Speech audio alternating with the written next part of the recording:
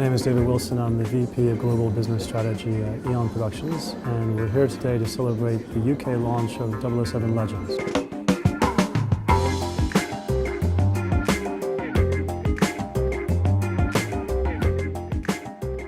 So let me tell you how this game came about. We started with a great opportunity, the 50th anniversary of the James Bond film franchise, now in 2012. We wanted to give the public a chance to relive and replay their favorite moments.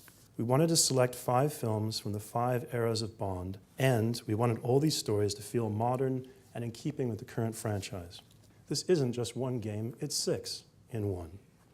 And now I'd like to introduce Rob Matthews at Eurocom Developments. What I'm most proud of with 007 Legends is how we've been able to take 5 of these classic stories, bring them back to life, and then actually create kind of an overarching narrative on top of that which ties into Skyfall. So we bring all these eras of Bond back to a new audience in a kind of a gaming environment.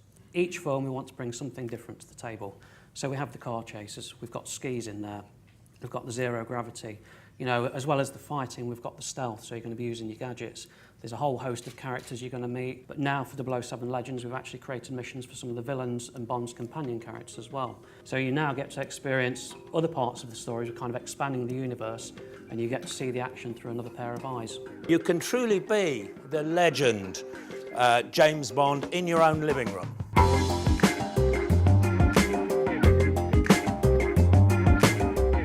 I like the look of the game. I found my my own abilities a little bit frustrating, but I was definitely laughing a lot, so I was entertained. My dad probably played Bond when he was a kid, it's just it's a massive part of growing up, really. Excellent game. I found it challenging at first, but after I got used to the controls, it's kind of nostalgic from the old GoldenEye. So yeah, loved it. My favourite all-time Bond is probably Sean Connery, but I do like Daniel Craig. I think that's just probably because he's just brought this sort of, he's the blonde Bond, isn't he? And it's just brought him to a whole new generation.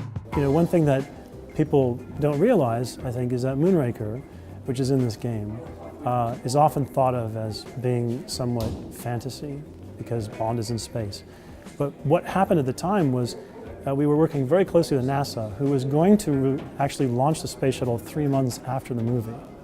So it wasn't going to be science fiction. But unfortunately, things were delayed for another 7 years.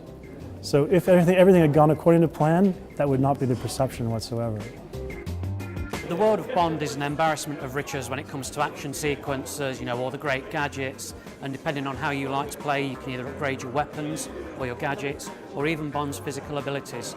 The choice is yours in 007 Legends.